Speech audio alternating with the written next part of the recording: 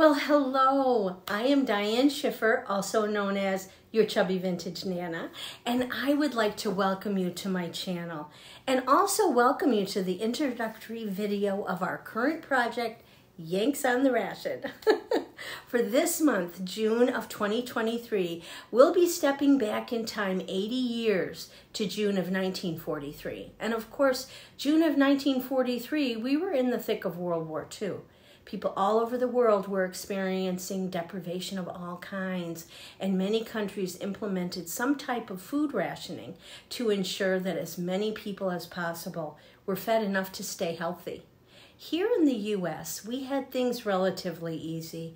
There was no warfare here, and all of our farmland was able to be used for optimal gain. We were, however, exporting massive quantities of food to our soldiers and allies, and later to support people in defeated countries. Additionally, we were no longer able to import many of the foodstuffs we were used to. So the U.S. implemented food rationing here too. In June of 1943, it had only been in effect a very few months, and folks were still getting used to it. And in fact, it was a lot to get used to. There were so many moving pieces that all needed to work together and often worked against each other. And often a shopper would painstakingly make a weekly shopping list only to come home from the store with a whole bunch of different things. Firstly, in order to purchase certain things such as meats, fats, sugar, and coffee, in addition to your cash, you needed sufficient stamps or points to purchase the items. Point values were constantly changing. Items were determined to be in either plentiful, moderate, or light supply, which affected their prices. And even if you had the funds and the ration points for, say, a roast of beef, there might not be any in the store, or the butcher might only give you a small piece to ensure that as many folks as possible got at least a little. During this time, for the first time ever, the government put out nutritional guidelines, and families were expected to adhere to them as closely as possible. As if rationing, fluctuating prices, and availability weren't challenging enough, throw in the brand new concept of 7 food groups and learning how to balance them in the face of reduced availability. Oh dear. One of the greatest challenges in preparing for this project was nailing down even an approximation of the amounts of each type of food, rationed and otherwise, that I would have available. So that said, I did my best. I'm looking forward to learning more as we move through this experiment, and I'll be very quick to keep you up to date as I learn more and become more sure of my calculations. Now, let's take a look at the specifics of what we'll be eating this week. Red stamps were for meats, fats, and cheeses. Milen and I together had 32 stamps this week, and that got us a ½ pound of butter, 3/4 pound of bacon, 1 pound of ground beef, 8 ounces of cream cheese, and 12 ounces of cottage cheese. And I'm gonna miss my sharp cheddar. For the two of us, we had a little less than 2 cups of sugar, and for myself, about 1 cup of ground coffee.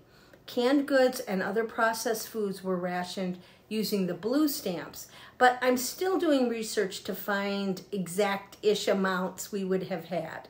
So I hope to have more on that next week.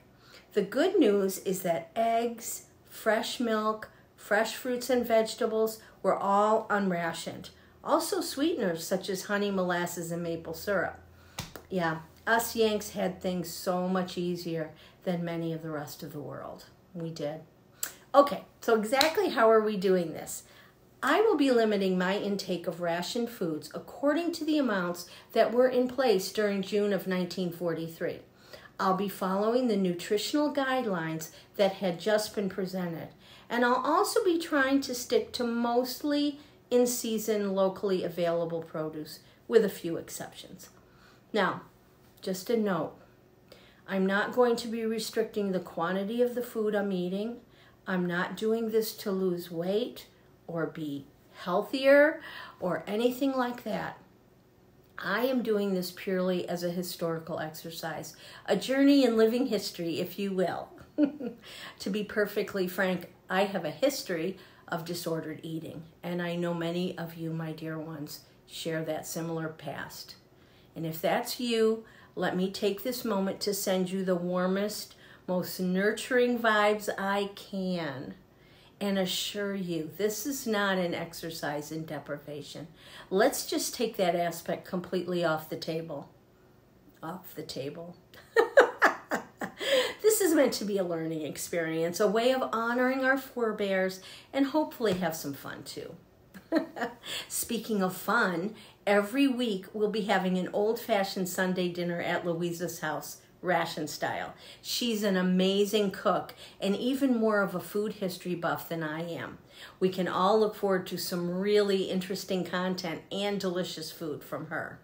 Another fun thing is so many people were entering the workforce in factories, etc., that packed lunch became a really big deal, kind of like bento 1940s style. So each week I'm going to pack Louisa a meal according to menus that were put out by one of the leading employers of the time. And with the help of Eric, Louisa's partner, we've also planted what is probably the teensiest victory garden ever. And I'm seriously looking forward to fresh peas sometimes mid-month. What about pets and cat food? How about snacks? Is peanut butter chow chow sandwich really as revolting as it sounds? Will I die of caffeine deprivation?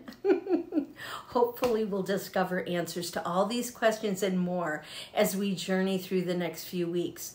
But mostly, I'm just so glad you're here to keep me company, my darling. I really am. We're going to have such fun.